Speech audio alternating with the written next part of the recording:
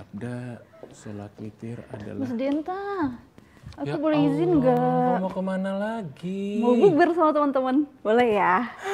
Sini duduk dulu. Boleh. Kamu tuh udah dari kemarin buber. Hari pertama buber, hari kedua buber, sekarang buber lagi. Sehari aja, sekali buber ini aja ya, boleh ya? Please. Sekali-sekali ngaji lah di rumah. Sekali ini aja, udah janjian sama temen. Bentar, aku tadi udah janjian sama Ustadz untuk Oh datang ya? ke sini sore ini. Nah, nanti kita akan tanya-tanya sama beliaunya, buber tuh boleh nggak? Nah, dalam Islam Ya, padahal udah janji sama teman-teman. lebih mengutamakan teman atau keluarga? Ih, kok kejem Oke, banget ya ngomongnya oke. ya gitu ya. Oke deh kalau gitu. Tapi ngomongnya soal ibadah itu kan penting, apalagi di bulan Ramadan kan. Emang Mas Denta ibadah? Ih, aku puasa, sholat 5 waktu. Aku juga puasa. Ih, Ibadah kemarin juga. bolong. Ya Iya, karena emang lagi mens kan. iya. Masa Terus iya? gimana? Ini udah jam segini, jadi kalau jadi ustadznya datang, ya udah aku di rumah. Tunggu ikut dulu bentar ngaji, lagi. Tadi janjiannya sih gitu. udah jam 4:30. Nih, waalaikumsalam warahmatullahi wabarakatuh. Masya Allah. Monggo. Binara Ustadz. Alhamdulillah. Akhirnya udah dateng. Nah, Ternyata janjiannya sama. Gusmi. Nah ini ternyata adik saya. oh alah ini adiknya Gitu. Mas Denta. Iya, Gus. Ya emang dunia Kemarin- sempit ya. Sempit ya Gus ya, Masya Allah. Tapi malah pas aja saya nggak ngobrol sama Mas Denta doang, tapi juga sekalian sama Rumani. Nah, Alhamdulillah. dikasih tahu nih Alhamdulillah. nanti ya Gus ya. Gitu ya. Karena Karena emang paling seneng main soalnya. ya. lagi seneng-senengnya Iya, maklum main. kan anak muda Aduh. gitu. Tapi sekalian juga ya kita ngajakin pemirsa di rumah untuk ikut ngaji pada sore hari Boleh ini. kalau gitu. Nah, ketemu lagi bersama kita berdua, saya Denta Aditya Dan saya Nurma Sinta. di acara Cahaya Cahaya Ramadan. Ramadan. Nah, sore hari ini kita sudah bersama-sama dengan Gus Mi'dam. Beliau adalah dosen dari Universitas Islam Indonesia. Dan sore hari ini dengan Gus Mi'dam kita akan berbincang-bincang mengenai satu tema bahasan bagaimana kemudian kita ngomongin Iya. tentang ibadah. Betul, jenis dan juga level-level ibadah begitu ya Ada Mas Sinta ya. level-levelnya ya Iya, ternyata ya. ternyata ada ya. Makanya kita penasaran kan. Jadi kita ajakin pemirsa juga untuk ngaji bareng. Tentunya biar semuanya tahu nih bahwasanya ibadah itu ada level-levelnya begitu Mas Dinta. Nggak cuma geprek aja yang ada levelnya ya, tapi ibadah juga ada levelnya ini ya. Aduh, Gus ngomongin soal level, emang levelnya seperti apa Gus? Maksudnya ada tingkatan-tingkatannya? Lah kayak surga juga nih berarti. Itulah makanya. Mbak Nurma, Mas Denta, sholat kan? Sholat, Sholat. alhamdulillah. Puasa juga alhamdulillah. Insya Allah. Alhamdulillah ya. puasa. Padahal kalau kita, saya sendirilah, saya itu pernah baca Al-Quran itu kan Allah berfirman dalam Quran itu kan Bismillahirrahmanirrahim, Inna sholata tanha anil fahsya'i wal munkar. Mungkar, ya. Bahwa sholat itu mencegah perbuatan keji dan mungkar. Betul. Saya ini alhamdulillah tiap hari sholat. Tapi masih aja kadang-kadang juga ya senamanya manusia itu kadang juga tetap maksiat. Nanti gimana? Allah bilang, Allah berfirman, sholat itu mencegah perbuatan keji dan mungkar, perbuatan maksiat. Tapi kita ngelihat banyak banget orang yang sholat rajin, tetap aja maksiat jalan terus. Iya, ya kan? betul. Ini yang salah siapa? Masa ya Allah bohong kan? Nah, kan padahal Allah bilang dalam Al-Quran bahwa ya sholat harusnya mencegah perbuatan keji dan mungkar. Segala macam maksiat harusnya nggak terlaksana kalau kita sholat. Tapi kok ternyatanya ada juga orang yang sebenarnya kemudian setelah saya coba mengkaji lebih jauh, puasa juga kayak gitu. Kita lagi di bulan Ramadan ini kan, Rasulullah pernah bersabda itu, kamin so'imin, ya, laisa lahu illal ju' wal atos. Berapa orang puasa tapi yang didapat cuman lapar dan haus. Nggak ada apa-apanya lah, ya. Nggak ada esensinya, nggak ada value-nya, nggak ada nilainya. Nah ini kemudian membuat saya, wah ternyata ada sesuatu di sini nih. Nah ketika saya baca lebih jauh lagi, saya ketemu nih di hadis kitab Arba'in Nawawi itu di hadis nomor 38 tuh Allah menjelaskan dalam hadis qudsi itu ternyata ibadah itu bertingkat. Paling tidak ada dua level. Levelnya orang awam, ya kayak saya mungkin kayak kita-kita. Tapi yang kedua ada levelnya orang wali. Levelnya orang khusus. Ini yang menarik ini ternyata ini. Dan kalau sudah jadi wali, ya kan, ternyata kata Allah itu, kalau sudah orang itu saya sukai, dia menjadi mahbub, jadi kekasihku, jadi waliku, maka aku akan menjadi matanya, telinganya, tangannya, dan kakinya. Dalam arti Allah menjaga perbuatan kita. Ya kan, ini kan luar biasa. Dan juga Allah akan memberikan apa yang diminta sama wali-walinya, sama kekasihnya itu. Nah ini yang kemudian Allah menjaga perbuatan kita tadi, sehingga orang yang sholat, kalau sholatnya sudah masuk level yang dua, level yang atas tadi ini, level yang khusus tadi ini, Allah akan menjaga dia sehingga dia harusnya jalan, harusnya berangkat kerja, dikasih bannya bocor. Ternyata apa? Berangkat kerja di kantor sedang banyak permasalahan, sedang banyak kemaksiatan, sehingga sama Allah ditunda ke kantornya. Kadang kayak gitu. Kadang Allah itu justru kita mau jalan ke sana, dibelokkan ke sini biar nggak masuk ke dalam jurang kemaksiatan. Nah ini caranya Allah mengatur kita. Nah itu ternyata adalah untuk bisa diatur kehidupan kita sama Allah harus naik level ibadahnya ke level yang kedua tadi ini. Nah nanti kita coba bincang lebih lanjut gimana kita biar bisa naik ke level yang kedua tadi ini. Betul, ya kan? Ini menarik ini. Biar makin apa ya, ibadahnya tidak hanya sekedar olahraga ya. Betul. Betul. Ya, kan kemarin juga dikasih tahu sama kakak tuh juga gitu, masa sholat cuma kiku gitu doang, itu mah kayak olahraga gitu ya, orang senam gitu, bedanya apa? Tapi tadi disentil sama Gus Midam ya, kalau sholat itu bisa mencegah keji dan mungkar, tapi sejauh ini banyak sekali orang yang masih sholat tetap aja masih. Iya, dan pastinya juga diatur dalam Al-Quran ya hal itu. Padahal itu juga disebut sama Allah dalam kok bisa ini masih punya macam, karena tadi itu levelnya baru di level ibadah awam, ibadah level 1. Ibadah level 2-nya gimana lah, ini yang kita sore hari ini coba kita bincang lebih lanjut. Baik, nah Gus, di sebelah sana tuh ada saudara kita juga yang nanti akan membacakan terkait dengan ayat Al-Quran yang sesuai dengan bagaimana sih level-level tingkatan ibadah itu. Betul, Jadi sore hari ini sudah hadir ada Putri Sekar. Selamat sore. Selamat sore. Halo. Hari ini ibadah puasa. Dijaga ya. Ibadahnya puasa. Ini puasa ya. Oh iya. Oke. Kayaknya semuanya kalau ditanya ya tetap aja ya bilangnya iya gitu ya. Oke, Putri sekarang kita mau baca surat apa, ayat berapa? Surat Al-Qasas ayat 77. Oke. Ya, langsung saja silakan. Kita dengarkan bersama-sama. Yuk. A'udzu billahi minasy syaithanir rajim.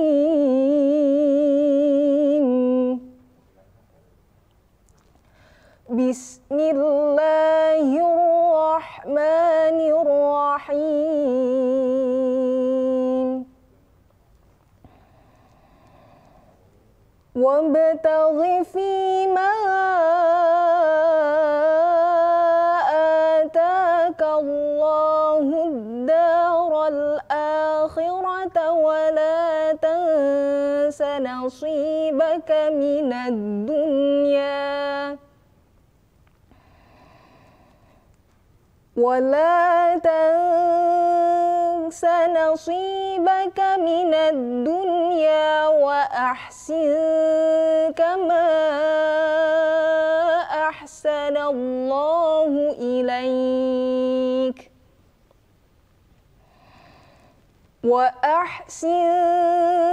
كما أحسن الله إليك ولا تبغي الفساد في الأرض إن الله لا يحب المفسدين صدق الله العظيم. Sadaqallahul Maha benar Allah dengan segala firman-Nya. Luar biasa ya. Sekarang udah membacakan Quran surat Al-Qasas ayat ke-77. Kurang lebih isinya tentang bagaimana kemudian kita ini bagus ini ayatnya. Apa ini Ustaz? Iya kan? Atau Gus, bisa kita bahas tentang apa ini? Al-Qasas 77. Saya juga nggak begitu hafal, tapi tadi saya dengar wabtaghi fima atakallah ad-darul akhirah. Jadi carilah apa yang sudah dijatah sama Allah untuk kita di akhirat. Jadi kita disuruh beribadah, ya kan? Tapi kemudian walatang sanasibaka fid dunya. Tapi jangan kau lupakan jatahmu di dunia. Jadi walaupun kita disuruh ibadah sama Allah untuk ngurus akhirat, tapi jatah kita di dunia, kehidupan dunia jangan dilupakan. Nah, yang menarik dari ayat justru seterusnya, wa ahsin, dan berbuat baiklah. Ini yang penting yang harusnya kita kaji sore hari ini, menarik ini. Karena ternyata ibadah itu tidak melulu tentang diri kita masuk surga, diri kita dapat pahala, kita rajin puasa, rajin sholat, itu buat kita semua. Itu yang disebut dengan ibadah personal atau ibadah individual. Tapi kata Allah dalam Al-Qasas tadi, wa ahsin, dan berbuat baiklah kama ahsanallahu ilaika, sebagaimana Allah berbuat baik kepada kalian.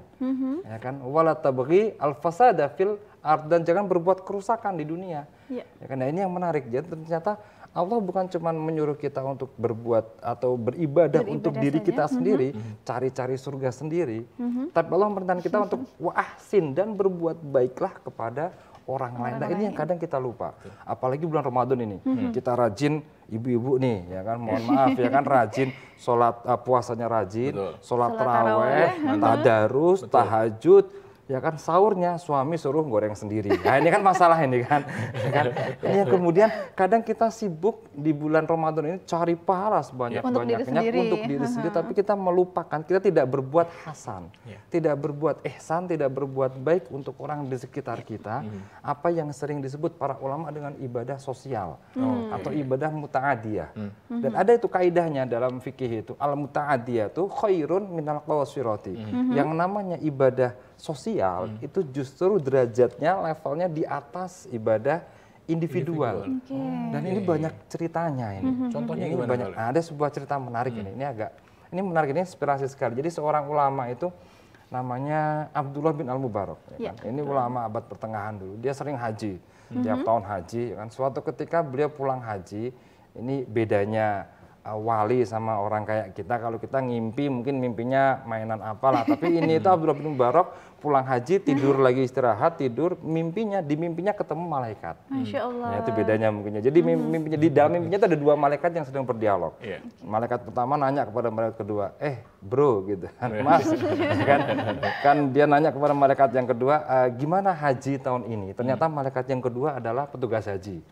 Petugas haji ini kan, malaikat petugas haji ini kan. Jadi ditanya, gimana haji tahun ini? Kan kata malaikat kedua, alhamdulillah ada 600.000, hampir 600.000 jamaah berangkat haji tahun ini. Lalu gimana? Semuanya mabrur, diterima sama Allah. Malaikat kedua tadi bilang, itulah awalnya hampir semua orang yang haji, jamaah haji ini tidak diterima oleh Allah hajinya. Tapi karena ada satu calon jamaah haji yang tidak jadi berangkat, justru ibadah haji semua orang yang berangkat diterima sama Allah. Kan penasaran malaikat pertama, kok bisa? Siapa ini kan? Malaikat kedua menyebutkan namanya adalah Ali bin Al-Muwafaq. Tiba-tiba ya kan, kemudian Abdullah bin Al-Mubarak bangun dari tidur terperanjat, waduh ini bunga tidur ini emang ilham dari Allah atau bisikan setan gitu kan. Tapi dia dia penasaran. Akhirnya dia nyarilah siapa nih Ali bin Al-Muwafaq ini yang disebutkan oleh malaikat tadi. Dia adalah tukang sol sepatu di daerah Damaskus, daerah Syria, di kota Damaskus di Syria. Maka dia nggak jadi pulang ke rumah, pulang haji, Abdullah bin Mubarak pergi langsung ke Damaskus mencari Ali bin Al-Muwafaq tadi itu, tukang sol sepatu. Dicari, akhirnya ketemu, nanya orang-orang itu di sana lapaknya. Dia datang ke lapaknya Ali bin Al-Muwafaq, ya kan, nanya, nama Anda Ali bin Al-Muwafaq, tukang sol sepatu? Betul, ya kan. Siapa Anda kok tahu nama saya? Nggak penting, yang penting saya mau nanya, kata Abdullah bin Mubarak. Kamu benar mau berangkat haji tahun ini? Betul. Jadi berangkat enggak? Enggak jadi. Nah, gimana ceritanya? Coba ceritakan. Nah ini yang menarik, ceritanya tukang sol sepatu ini. Ali bin Al-Muwafaq itu cerita, ya kan, saya itu kerjaan saya itu tukang sol sepatu. Gaji saya, upah saya minim sekali lah, minimum jauh di bawah UMR. Ya kan? Tapi saya berusaha menyisihkan sedikit demi sedikit, sampai akhirnya 15 tahun saya nabung, saya bisa punya uang yang cukup buat berangkat haji. Saya pengen banget sowan kepada Allah, datang ke Baitullah, melaksanakan ibadah haji. 15 tahun nabung dari hasil ngesol sepatu, bisa berangkat haji. Pulang ngabarin istrinya. Istrinya senang sekali berangkat haji. Kebetulan istrinya sedang hamil muda. Ini istri itu kalau sedang hamil itu ngidam, mau nggak mau kan harus diturutin kan. Mau musim rambutan mintanya duren, ya harus ada duren kan begitu. Ini istrinya Ali bin Al-Muwafaq seperti itu. Tiba-tiba dia mencium aroma yang enak dari tetangga. Dia bilang ke suaminya, Mas ini baunya enak sekali masakan ini. Mau coba diminta masakan ke tetangga itu. Ali bin Al-Muwafaq ke tetangga, gedor-gedor, Assalamualaikum, keluarlah seorang ibu-ibu. Bu, saya minta maaf, ini istri saya sedang ngidam. Ya kan? Boleh nggak saya minta masakannya dikit aja? Maka kemudian kata ibu tadi, mohon maaf Pak, masakan saya ini halal buat saya, haram buat jenengan. Nah kan bingung juga, kok bisa sama-sama muslim, halal buat jenengan, kok haram buat saya? Masakan apa ini? Dia bercerita, ya kan. Siapa ibu-ibu tadi bercerita, saya ini rondo Mas, saya ini janda katanya. Saya janda, meninggal suami saya setahun yang lalu. peninggalan hartanya sudah habis hampir seminggu yang lalu, dan sudah hampir seminggu saya dan anak-anak saya nggak makan. Cuman bertahan hidup dengan air-air saja. Tadi saya pulang dari kota mau cari makan nggak dapet, pulang ngelihat ada bangkai keledai. Dalam agama Islam itu kan bangkai haram. Kalau kita mau makan harus kita sembelih dulu. Kita ngelihat ayam ditabrak truk di jalan mati, haram itu. Tapi kalau baru kejet-kejet gitu langsung disembelih aja itu halal itu, ya kan? Walaupun lama berbeda pendapat. Lalu kemudian dapat itu, saya melihat keledai, bangkai keledai ini kan barang haram. Tapi kemudian kata istrinya tadi, kata janda tadi itu, saya ambil sebagian itu karena saya nggak tega dengan anak-anak saya. Saya bawa pulang, saya masaklah ini. Ya kan? Ali bin Abi Thalib langsung menangis mendengar itu, langsung pulang ke rumahnya, cerita kepada istrinya tentang janda itu, dan istrinya juga ikut menangis. Mereka sepakat tabungan haji mereka 15 tahun diserahkan kepada janda tadi. Datang ke jandanya, Bu, ini buat jenengan, buat makan yang kenyang, terus gunakan buat modal bisnis Ibu. Ya kan, selama belum dapat pemasukan yang baru. Gara-gara orang ini 600.000 ibadah haji semua orang jamaah langsung mabrur ya. Jadi kan ini gara-gara dia beribadah sosial. Satu orang ibadah sosial ikhlas diterima sama Allah, itu menjadi penentu diterimanya semua ibadah individual. Ini kan luar biasa. Ini yang ayat tadi itu memang jadi wa ahsin, berbuat baiklah itu penting sekali. Jangan cuma kita fokus cari surga sendiri, lupa sama kiri kanan kita. Menarik ini ya. Jangan fokus sama surga sendiri, tapi lupa kanan kiri. Betul. Makanya nanti kita juga harus memikirkan pemirsa juga, kita bagi-bagi hadiah loh Mas Denta, supaya kita juga ikutan kecipratan. Betul ya, untuk dapat berkahnya begitu ya. Nah, pemirsa, kita punya hadiah dari Amarta Batik seperti busana yang kami gunakan atau kami pakai untuk sore hari ini, dan nanti kita juga akan bersama-sama membaginya di segmen yang ketiga. Dan jangan lupa kita juga akan membuka line telepon dan juga line interaktif bersama untuk sore hari ini, untuk bisa langsung bertanya dengan Gus Mikdam lewat 02745800800 atau di WhatsApp atau dengan menggunakan video call begitu ya di 082 333 403 574. Iya, nanti kita tunggu juga ya bagi pemirsa yang mau bertanya, atau nanti ada kuis juga tentunya, dan passwordnya kalau mau bertanya silahkan, Cahaya Ramadan, nanya dong. Nah, gitu ya. Oke, nanti kita akan buka untuk sesi kita bersama-sama untuk sore hari ini, dan nanti kita masih akan ngobrol-ngobrol dengan Gus Mikdam. Dan jangan lupa untuk yang langsung ingin bertanya, langsung dikirim mulai dari sekarang agar bisa langsung kita bahas di segmen-segmen berikutnya. Tetap kembali lagi nanti di Cahaya Ramadan. Ramadan menyapa di TVRI Jogja, menyinarkan cahaya iman, cahaya Ramadan.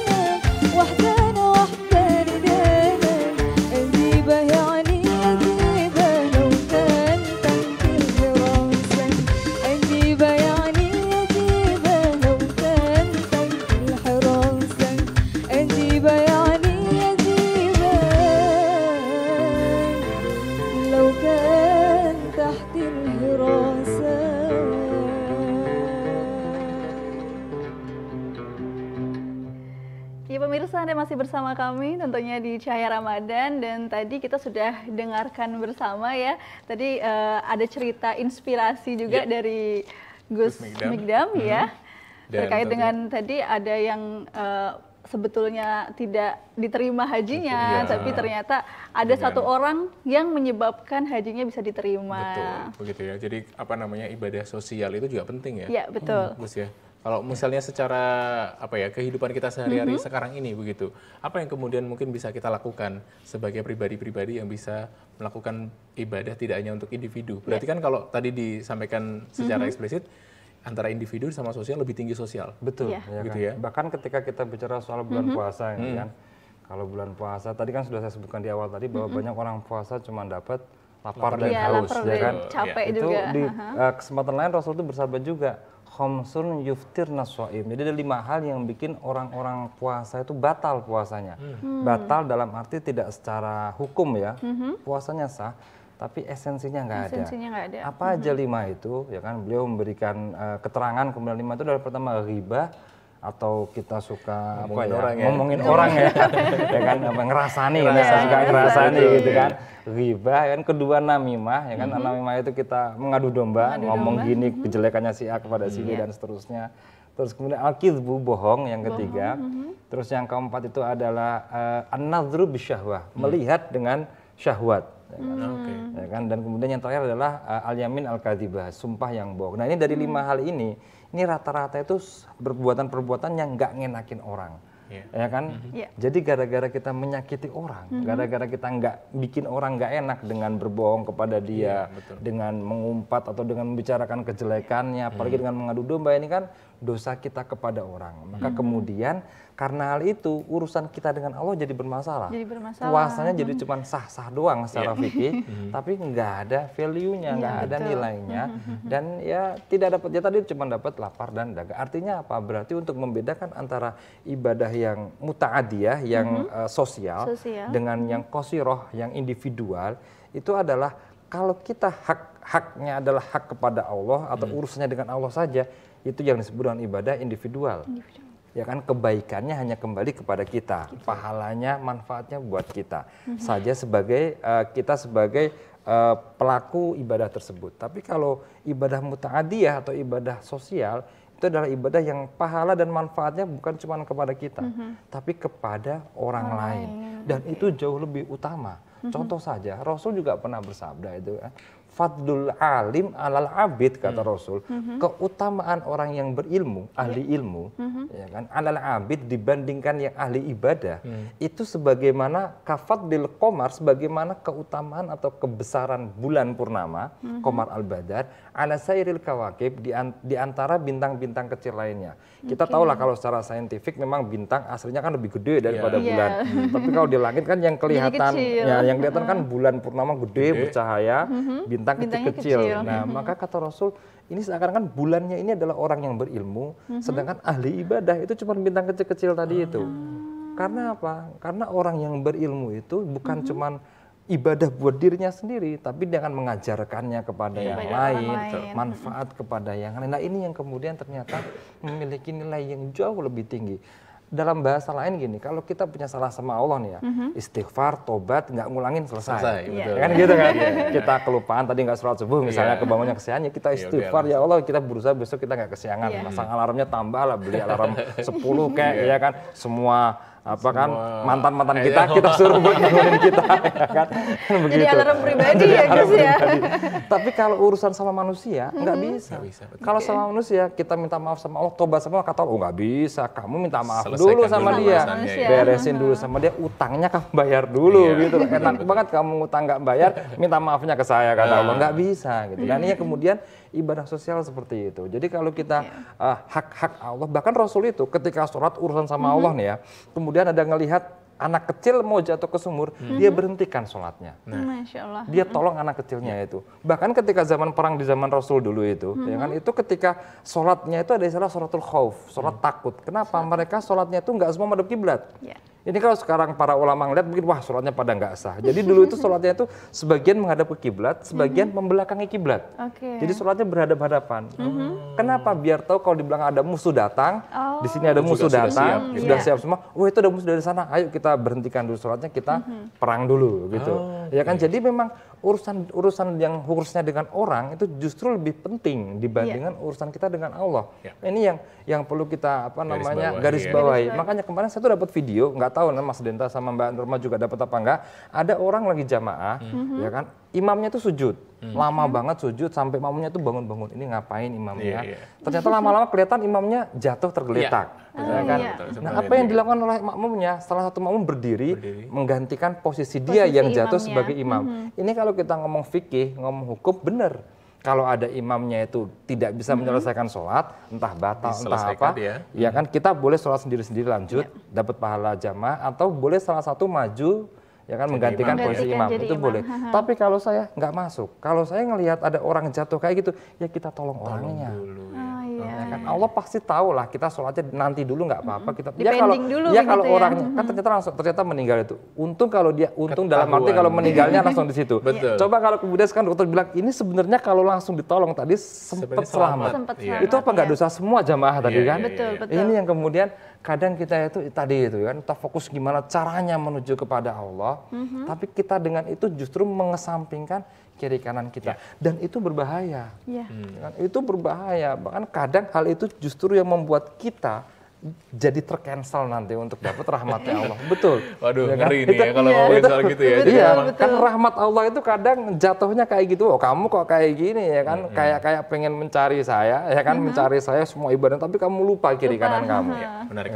Berarti ini ya, Gus ya, hablum minanas itu tinggi lebih kalau sama-sama wajibnya kita hablum minanas dulu. Tapi kalau yang Allah wajib, yang misalnya kita sholat kan wajib, anak kita nangis. Kadang ada nangis yang emang nangisnya nangis, tapi kan anak kecil nangis biasa. Mungkin dia cuman apa gitu. Ya sudah kita cepetin sholatnya. Rasul kayak gitu. Kalau dia sholat, kalau dengar bayi nangis, dia cepetin sholatnya. Tapi kalau bayinya itu bukan nangisnya, bukan gara-gara bayi nangis, tapi gara-gara dia ditusuk orang misalnya, atau yang udah sekat, udah bahaya, ya kita batalin sholatnya, kita tolong dia. Tapi kalau cuma nangisnya anak kecil ya kita percepat sholatnya, ya kan itu. Itu yang kemudian kalau sama-sama wajib hablum minanas. Kalau yang beda wajib sama sunat ya wajib duluin, ya kan yang wajib kita dulukan. Oke, siap nih. Menarik sekali kita obrolannya untuk sore hari ini, dan pemirsa jangan lupa untuk yang ingin bergabung bersama kami, tidak lupa kami juga ingatkan juga untuk yang ingin telepon langsung di 0274 580 800 atau boleh WhatsApp atau misalnya video call boleh ya di 082 333 403 574. Sekali lagi 082 333 403 574. Kami berikan kesempatan untuk Anda langsung bertanya dengan Gus Mi'dam. Mumpung sore hari ini mampir nih ke rumah kita nih ya. Kapan lagi ya? Kapan lagi, betul. Tadi udah jalan sebenarnya, tapi ketemu Mas Denta. Wah, kalau Mas Denta yang ngajak saya mau nggak mau. Ya. Ternyata ada Mbak Nurma juga di sini. Ya, alhamdulillah malah kita kemudian nambah silaturahmi. Kembali lagi ke ini Gus, tadi kita kan awal kita ngomongin tentang level-level. Ini kan juga menarik nih, penting nih ya. Kalau kita tadi saya jadi menggelitik dan masih dalam pikiran saya betul. Apa yang kemudian kita lakukan, apakah itu hanya sekedar sebagai ritual, begitu ya? Sholat, puasa, bahkan ngaji, begitu ya. Kita membaca sampai khatam, khatam berkali-kali, setiap puasa khatam terus gitu ya. Tapi sampai sekarang nggak paham-paham apa isinya. Betul ya, begitu ya. Norma juga sama ya, kalau baca kan ya kita juga baca yang terus, penting baca aja gitu. Nah ini esensi dan juga level tadi mungkin bisa disinggung juga. Bahkan cara mengamalkannya juga begitu. Mulai dari mana nih biar kita bisa ini panjang, gerbang kedua ini panjang ini kan. Tapi ada clue menarik di sini ya kan. Ketika tadi saya sampaikan dalam hadis qudsi, ada salah satu hadis di kitab Arba'in Nawawi itu kan Allah berfirman dalam hadis itu ya kan, bahwa kalau Allah sudah cinta sama hambanya sudah jadi walinya, sudah jadi mahbub atau kekasihnya Allah, minta apa aja dikasih. Ini kadang saya lihat ini kan, kalau kita ini apa yang disebut dengan karomah, apa yang disebut dengan kemuliaan para wali, para kiai. Kadang banyak orang yang nggak percaya bahwa wali itu punya, wah ini ilmu sihir nih atau ini ilmu gaib gitu kan, ya kan. Jadi padahal bagi saya ini letak hadis ini itu di situ intinya, bahwa kalau orang sudah dekat dengan Allah minta apa aja dikasih. Kita ini yang kerjanya itu rutin, ya kan, tiap bulan digaji, ASN atau ya yang kerjanya tetap lah tiap bulan digaji, kadang rumah aja belum punya, mobil nggak punya, motor kredit.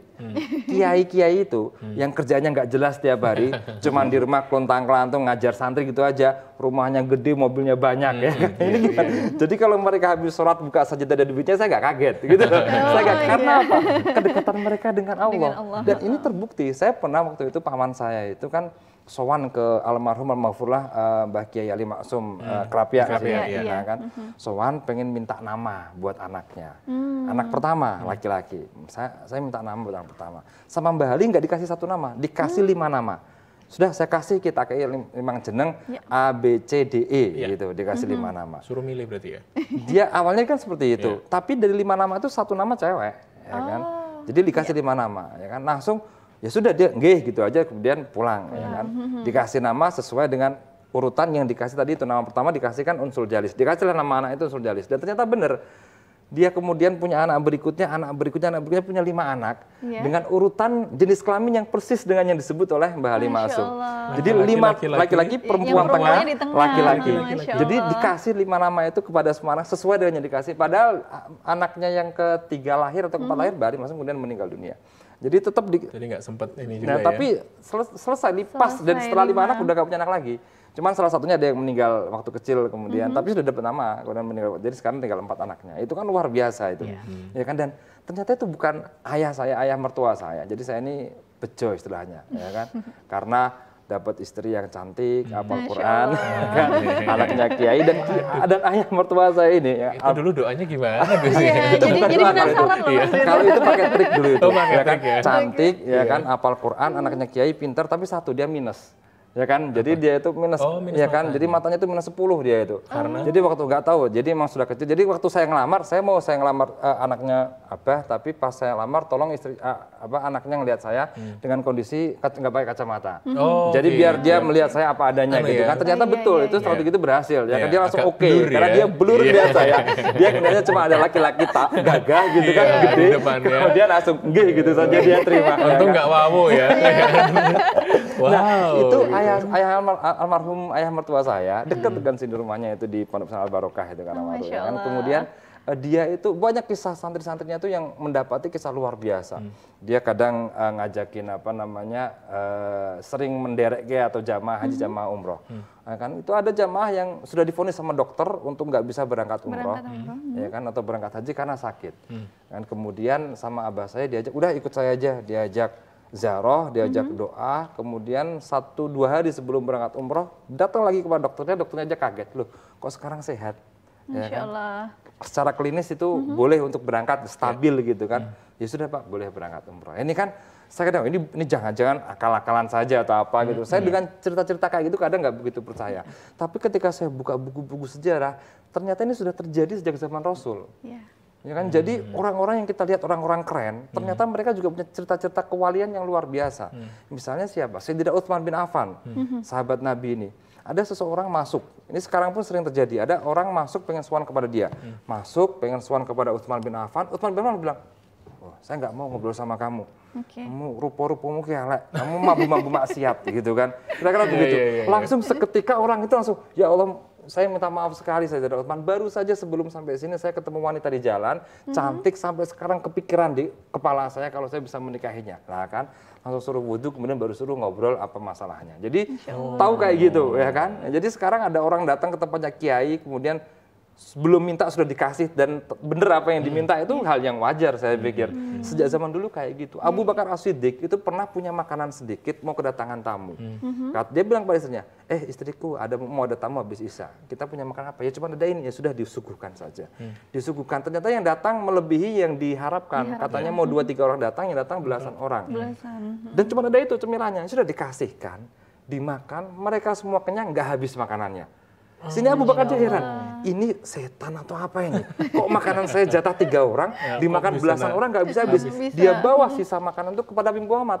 Ya Rasul, ini saya tadi makanan segini loh, jatah 3 orang, dimakan 11-12 orang kok nggak habis-habis. Ini tuh setan apa gimana? Kata Rasul, bawa sini makanannya. Kebetulan Rasul lagi meeting sama sahabat-sahabatnya, udah semuanya dimakan. semuanya makan. Yang ikut meeting Rasul, semuanya kenyang, hanya dengan makanan jatah 2-3 orang itu tadi. Masya Allah. Itu yang namanya, kalau nggak wali kan nggak bisa kayak gitu. Ya kan makanan jatah 2-3 orang dipakai puluhan orang, kemudian kok cukup semuanya kenyang. Nah ini karena mereka sudah dekat dengan Allah. Makanya kadang kita kalau pas orang itu kan sebenarnya kan disuruh istikharah kalau pas kita bingung nih mau nikah sama Dewi apa Sinta kan bingung ya kan suruh istikharah kan kemudian istikharah kita tapi istikharah kadang itu setelah istikharah itu kadang kemudian tiba-tiba kita malam istikharah paginya itu setelah itu nggak pernah ketemu Dewi terus tiba-tiba ketemunya Sinta terus padahal kerjanya bareng satu kantor. Ada aja caranya Allah biar kita mantap hatinya kepada salah satu, ya kan? Tapi kalau saya sendiri istikharah berkali-kali nggak pernah keluar, nggak pernah bisa. Nah banyak orang-orang yang kayak saya istikharah nggak keluar-keluar karena apa? Mungkin belum dekat sama Allah, sehingga apa?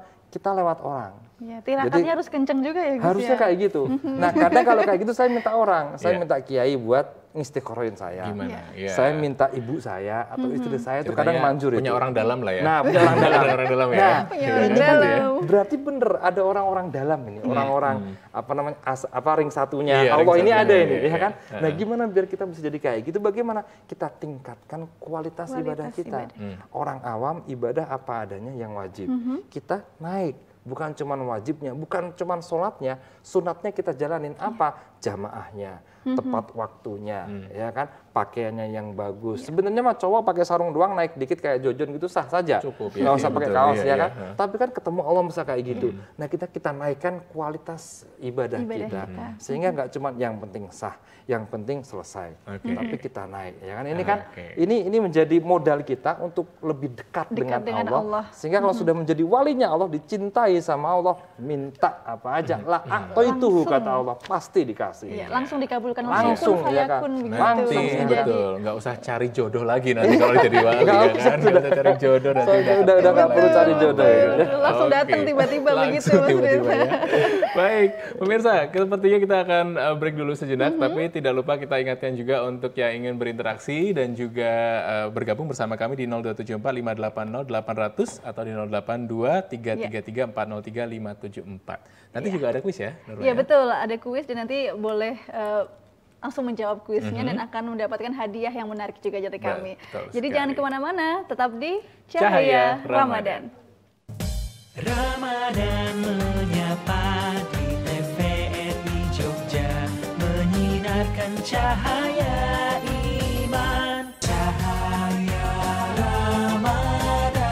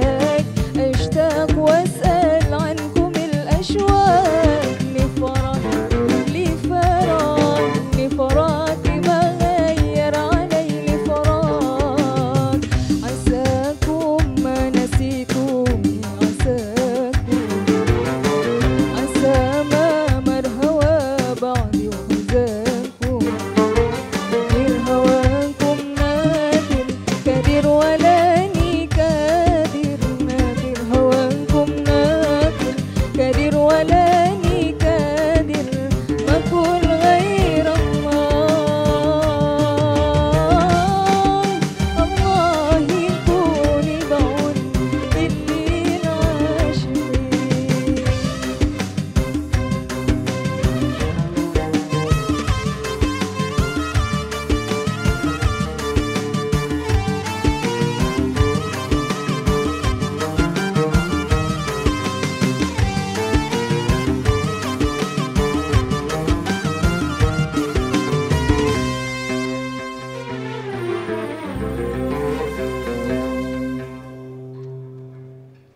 Ya pemirsa, Anda masih bersama kami tentunya di Cahaya Ramadan dan juga masih dengan tema jenis dan juga level ibadah dan masih juga bersama dengan Gus Mikdam. Nah tadi kita sudah bahas banyak hal ya dari sama Gus Mikdam terkait dengan yang ditingkatkan itu jangan cuma ibadahnya tapi juga kualitas dari ibadahnya. Poinnya sebenarnya kan di situ ya Gus ya. Maksudnya apakah kemudian ketika kita tetap baca Quran, Tetap, ya kan? apa yang kemudian biar kita jadi naik levelnya, tidak hanya sekedar membaca. Kita sholat biar naik levelnya, apa yang kemudian dilakukan? Kalau yang pertama ya kan jelas kita harus ya kan level kedua itu.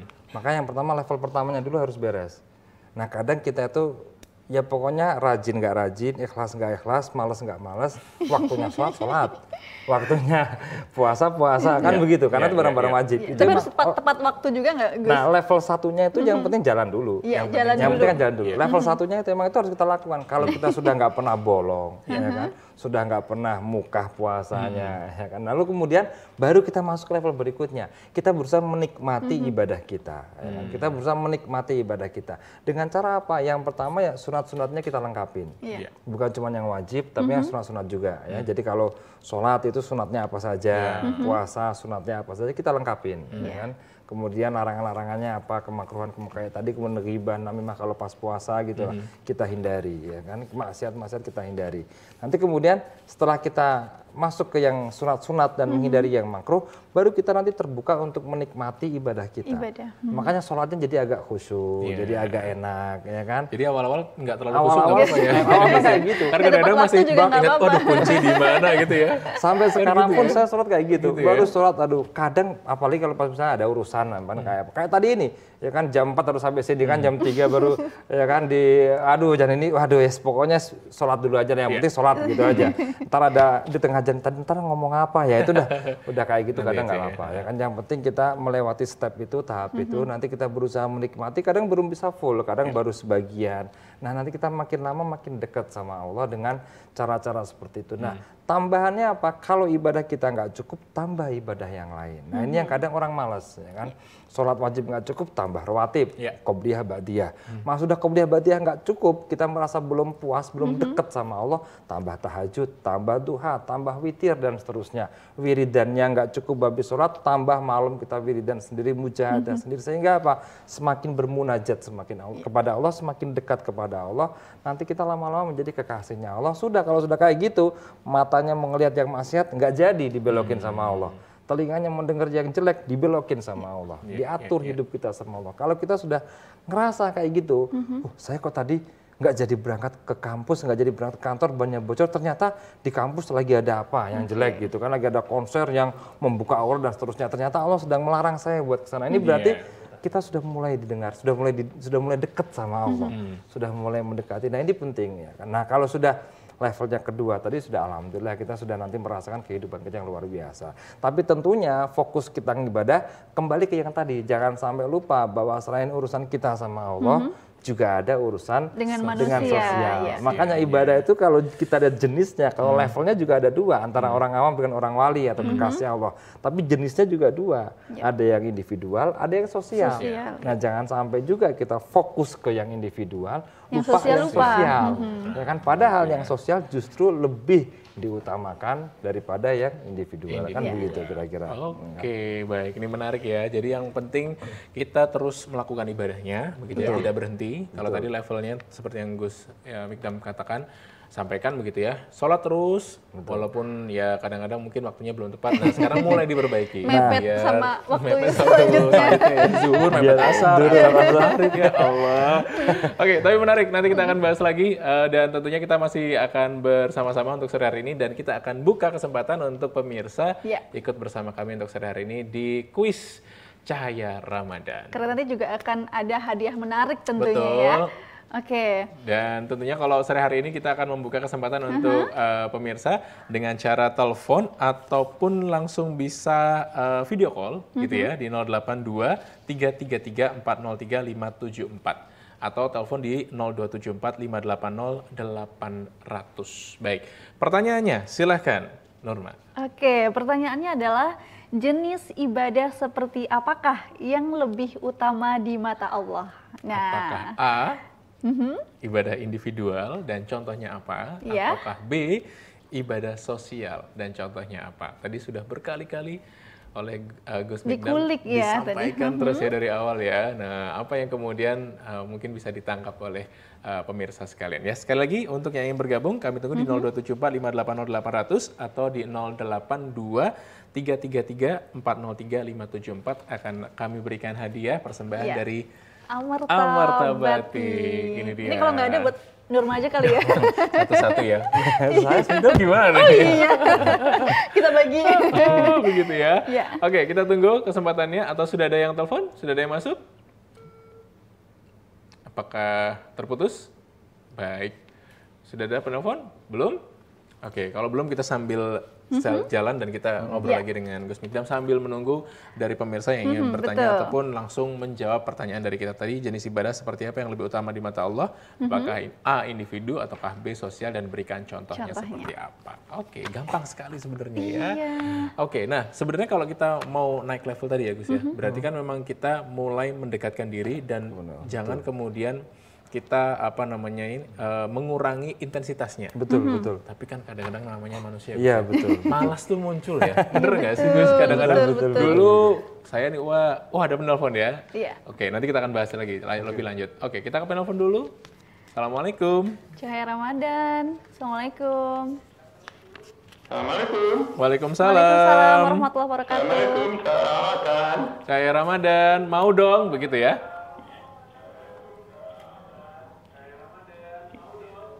Ya, assalamualaikum, Cahaya Ramadan, mau dong. Asik, waalaikumsalam warahmatullahi wabarakatuh. Dengan siapa, di mana Bapak?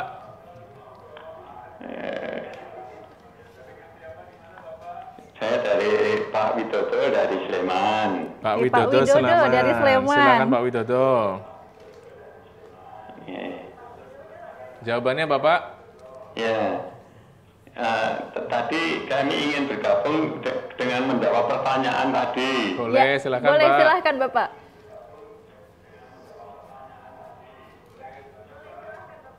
Kami memilih B. Oke. Contohnya apa Pak? Ibadah yang paling utama di mata Allah adalah ibadah sosial. Oke. Contohnya apa?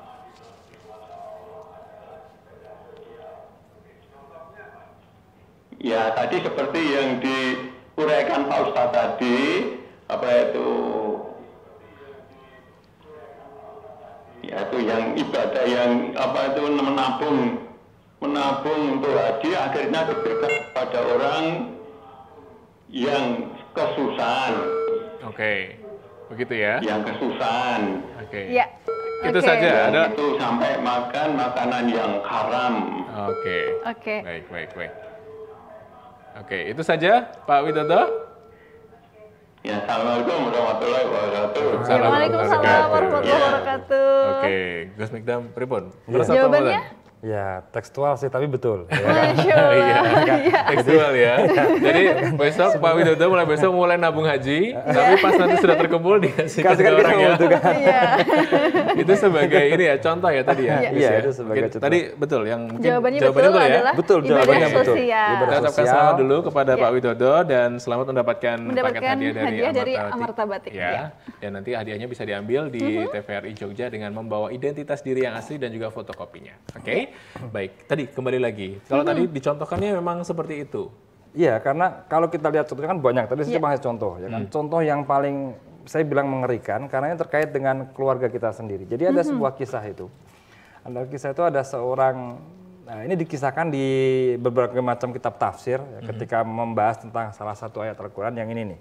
Ku angfusakum ahlikum naro, ya kan? Jagalah dirimu dan keluargamu dari api neraka.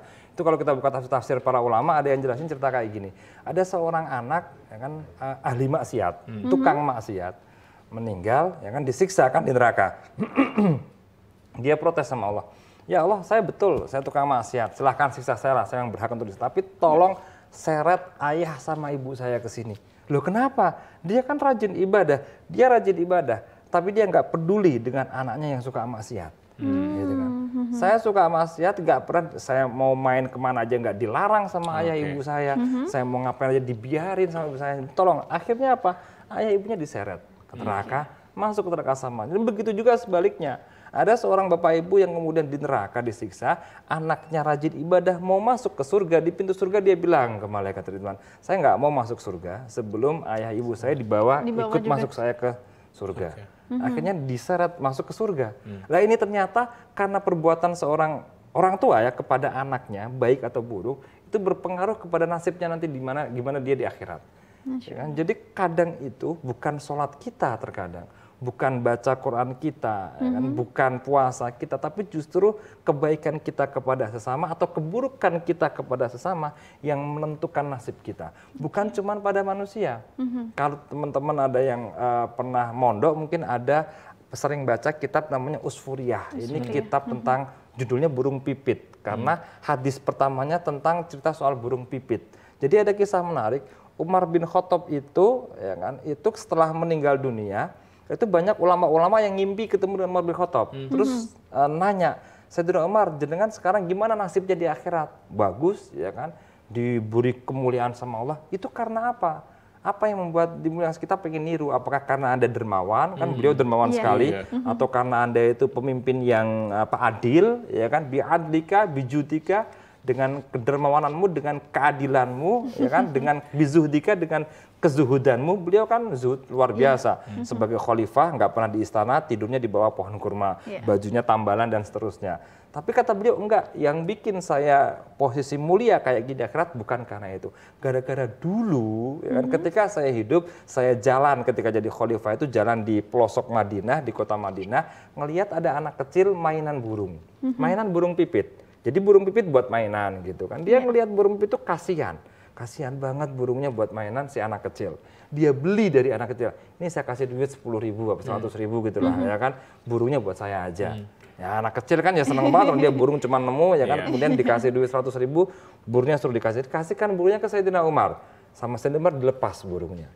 Gara-gara hal itu, kata Allah, gara-gara dia memberikan kasih sayangnya kepada makhlukku, maka aku memberikan kasih sayangku kepadanya. Itu jadi yang bikin Umar bin Khattab punya posisi yang mulia bukan karena ibadah, justru karena sayangnya dia sama burung pipit tadi itu.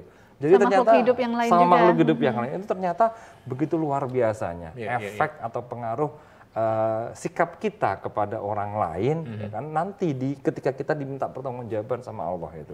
Maka hati-hati, yang wajib sholat ya harus, puasa wajib, ya kan, itu jelas. Tapi jangan sampai melupakan kewajiban sosial kita. Ya kan? 3 bulan kita pergi umroh, sebelah rumah nggak bisa makan, kita nggak tahu. Naudzubillah min dzalik, ya kan? Ini yang kemudian kalau udah daripada pergi ke Australia mending umroh, ya itu betul sih, ya kan? Tapi bukan berarti kita melupakan yang tetangga-tetangga. Saudara-saudara kita gitu ya. Kadang kan lebih mementingkan haji berulang kali, terus umroh berangkatnya berulang kali. Tapi ternyata ada yang sekolah nggak bisa. Kalau ibu saya, ibu mertua itu kan punya KBYH, dia umroh hampir setahun 3-4 kali. Tapi sedekahnya nggak lebih kecil dari itu. Saya tahu benar. Jadi wah ini emang luar biasa. Jadi udah berangkat tiap hari nggak apa-apa. Karena emang sedekahnya juga luar biasa. Baik.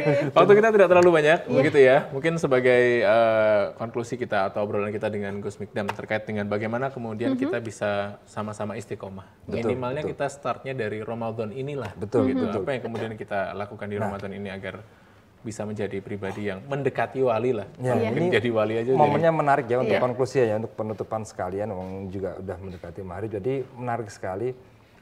Yang pertama kalau dari sisi level ibadahnya, kan masa-masa puasa ini masa yang pas buat ngetes level ibadah kita. kita masih di 1 apa udah naik ke 2? Kalau masih di 1, naikkan ke 2. Gimana caranya? Paling tidak berangkat dari 5 hal yang Rasul sampaikan tadi. Khamsun yuftirna so'im. Ada 5 hal yang suka Mbak tadi orang puasa. Ghibah, ya kan, ngomongin orang. Kalau puasa kita masih suka ngomongin orang, masih suka ngadu domba, masih suka bohong, masih suka bikin sumpah palsu atau melihat dengan syahwat, ya kan, nggak menjaga pandangan kita, maka kita mesti di level pertama. Ya kan? Ya jangan sampai putus puasanya, tetap nggak apa, tapi kita tingkatkan. Ya sekarang kita ngerasain 5 orang, besok yang dirasain 3 orang aja, kan begitu. Besoknya ngerasain 1 orang, sampai akhirnya kita nggak ngerasain orang. Gitu kadang kan? bukan kita, Gus, yang ini, tapi kadang teman-teman, ada teman, iya kan? kita gini ikut, loh. kita jadi, oh iya saya juga dapat, nah ini. Iya. Nah ini kan penting ya kan, maka kadang komunitas juga harus dijaga, ya kan? Karena kadang hawa nafsunya nggak ada, tapi karena ada faktor luar kita jadi terbawa, kan gitu juga, ya kan? Nah jadi yang pertama itu kita paling tidak berangkat dari kalau kita bisa melewati, mengakhiri bulan Ramadan nanti dengan level kedua dalam arti kita terhindar dari 5 hal tadi, maka itu luar biasa. Nanti dirasakan sendiri habis Ramadan kalau minta mobil sama Allah nggak dikasih, minta ke saya nanti. Saya kasih doa. Kita catat ya Mas Denta. Kalau nggak datang ke kita ya, saya kasih brosur. Gitu. Jadi insya Allah nanti akan ada perubahan. Ya kan? Tapi di waktu yang sama terkait dengan jenis ibadah tadi, kita fokus puasa, kita fokus buat baik untuk diri kita sendiri. Jangan sampai kita melupakan kewajiban atau hak-hak orang lain terhadap kita. Sehingga dengan kita memperhatikan 2 hal ini, kita menaikkan level ibadah kita ke level kedua dan kita menghindari perbuatan tidak baik sama orang. Wa ahsin tadi itu, kata Mbak Sekar tadi kan, dalam Al-Qasas harus berbuat baik kepada yang lain. Maka kemudian harapannya selesai Ramadan, lulus kita kumlot jadi wisudawan Ramadan dengan ibadah yang sudah mendekati level wali, tapi di waktu yang sama juga kita tidak pernah melupakan kewajiban atau hak-hak sosial di sekitar kita. Demikian mungkin yang bisa menjadi closing. Terima kasih. Karena ini juga sudah hampir. Waduh, mau buka puasa ini? Jadwal buka puasa kayaknya loh nggak di sini, soalnya nggak ada yang disiapin ini. Jadi tapi saya udah ada jadwal. Saya terima kasih banyak ya Gus ya. Insya Allah kapan-kapan saya sowan lagi. Siap, insya Allah nanti kapan waktu pokoknya kami terbuka ya. Ya kan, ternyata jadi saya nggak bisa ngehubungin Mas Denta, bisa Mbak Nurma. Ternyata kan serumah kali. Oke, betul. Kalau nggak kita yang sowan ke Gus Mikdam kali ya. Masih suka main, masih suka bukber. Oh iya. Ya kan diajak ke sekali bukbernya diajak ke rumah. Oh iya, betul, sambil ngaji begitu kan, biar manfaat. Matur nuwun. Terima kasih. Sukses buat Mbak Nurma. Sukses selalu. Waalaikumsalam. Terima kasih. Nah, Gus Mikdam sudah mundur ini ya. Saatnya kita juga nanti akan masuk di sesi terakhir. Betul. Dan kita akan mengingatkan juga untuk pemirsa untuk bisa bersama-sama dengan kami di sesi terakhir nanti ya. Iya. Tetap di Cahaya Ramadan. Ramadan menyapa di TVRI Jogja, menyinarkan cahaya iman, cahaya Ramadan.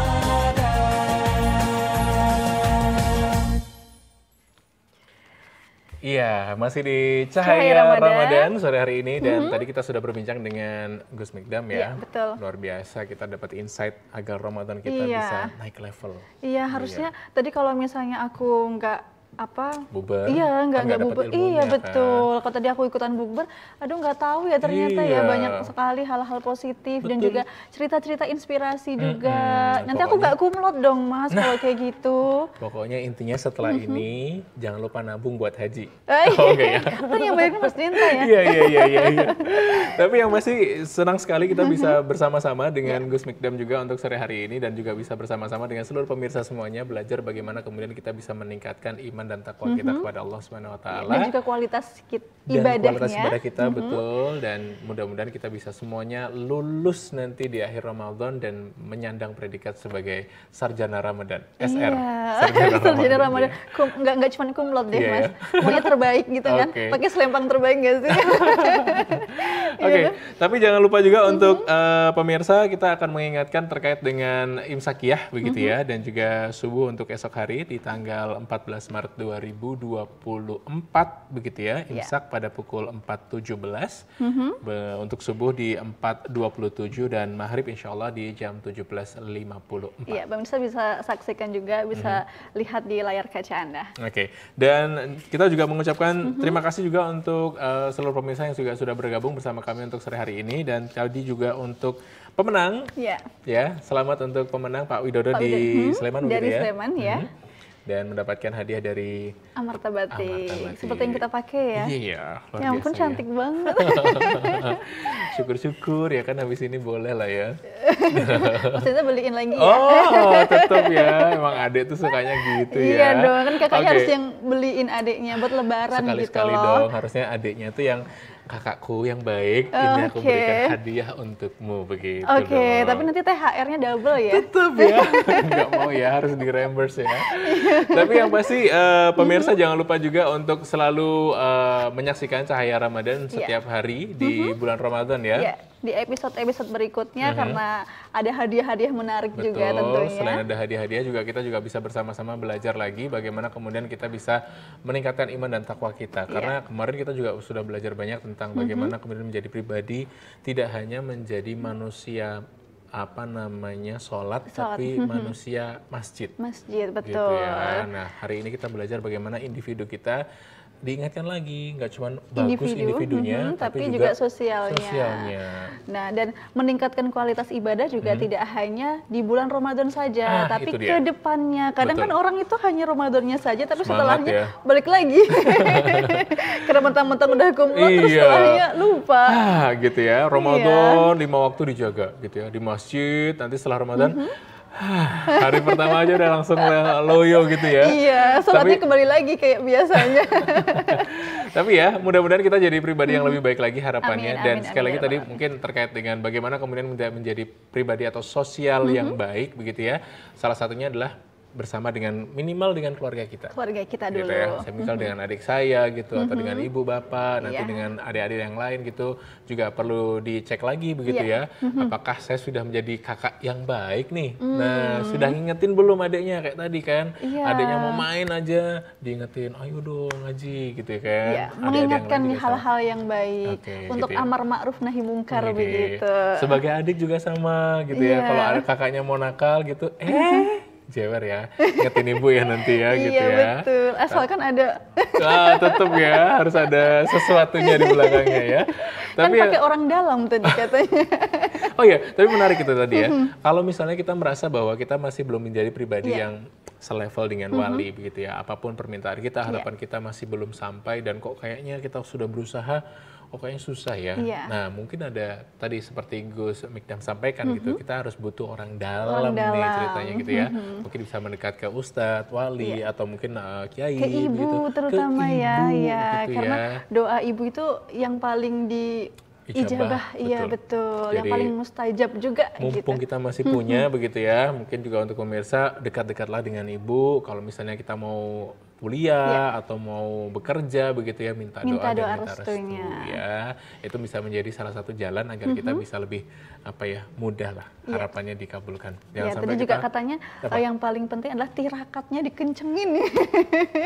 Tuh nanti malam tuh jangan lupa mau sahur sekalian aja tahajud dulu, ya kan? Bagus kan itu kan? Iya betul, ide yang bagus. Bangun-bangun udah jam 4, tiba-tiba nanti langsung makan, terus habis itu sholat subuh, tidur lagi, ya Allah gitu. Itu memang kadang-kadang suka gitu tuh pemirsa, itu jadi curhat ya. Kok buka aib di sini? Jangan ya, nggak boleh ya. Tapi kita harus lebih baik. Menutup ya, lebih baik ya. Apalagi kita ngomongin soal orang lain tuh nggak boleh. Nah tadi sebagai penutup juga dari Gus Mikdam, ngomongin soal orang lain, terus jangan lupa juga kalau misalnya tidak boleh berbohong, tidak boleh berjanji tapi ingkar gitu ya. Jadi harus menjaga benar-benar lisan kita. Tapi sekarang kayaknya nggak cuma lisan ya. Iya, semuanya. Iya, sosial media. Ini ya jempol kita. Betul, ya kan. Sekarang bukan cuman mulutmu harimaumu gitu ya, tapi juga jempolmu adalah singamu gitu. Jadi hati-hati mau ngomongin orang tiba-tiba bikin status yang nyenggol siapa betul. gitu. Nyindir gitu ya. Kan? Nah, terus Terus orang yang kesindir juga sakit hati, terus kita mau minta maafnya bagaimana? Tadi, penting juga tuh tadi, kita diingatkan sama Gus Mikdam, kalau kita ada urusan sama Allah, kita tinggal taubat, kita tinggal banyak istighfar, selesai. Tapi kalau kita urusan dengan manusia harus diselesaikan, ya kan? Perkara hutang piutang apalagi? Iya betul, ya kan? Karena nggak bisa selesai hanya di dunia saja, tapi dibawa ke akhirat. Betul, apalagi kalau misalnya sampai kemudian kita atau orang yang kemudian kita hutangi atau orang yang masih kita apa istilahnya balas budi dan sebagainya belum selesai, kita sudah meninggal atau orang tersebut sudah meninggal, repot lagi. Iya gitu betul. Kan. Makanya Nurma kalau besok utang tetap ditulis ya. Utang berapa kayaknya? Oh ya, pokoknya nanti kalau nggak ada itu di belakang nanti ada catatan-catatan hutang ya. Tolong diselesaikan ya. Tolong diselesaikan ya dengan para pihak penghutang-penghutang gitu ya. Aduh kayaknya nggak ada deh. Insya Allah nggak ada hutang. Alhamdulillah. Tapi nggak tahu ya kalau hutang janji sama Mas Dinta ada nggak ya? Itu kayaknya kemarin ada yang mau ngajakin makan gitu tapi nggak jadi-jadi gitu. Oh jadi kalau itu asalkan yang traktir?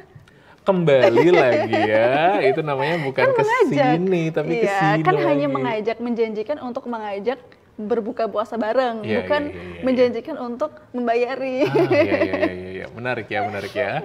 Tapi mudah-mudahan sekali lagi hari ini kita bisa belajar banyak ya. Kalau dari Nurma apa tadi yang bisa didapatkan selama obrolan dengan Gus Mikdam? Kita tidak boleh menyakiti orang lain, itu sih hal yang paling penting karena kalau kita kembali lagi ke kita ya, kalau kita harus merasa ketika kita disakiti orang, kita juga akan ngerasa, pasti sedih luar biasa. Makanya kita harus menjaga lisan untuk tidak menyakiti orang lain. Oke, kalau dari saya tadi juga mencatat terkait dengan bagaimana ibadah kita dan juga kualitas ibadah kita bisa kita tingkatkan begitu ya. Dan jangan lupa tidak hanya sekedar membaca, tidak hanya sekedar sholat, tidak hanya sekedar puasa, tapi lebih kita tingkatkan lagi bagaimana kemudian kita bisa meningkatkan iman dan takwa kita agar bisa menjadi pribadi level 2 dan juga ikhlas dan ihsan itu juga penting sekali.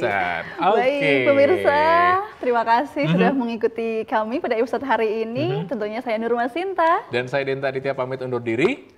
Wabillahi taufiq wal hidayah. Wassalamualaikum warahmatullahi wabarakatuh.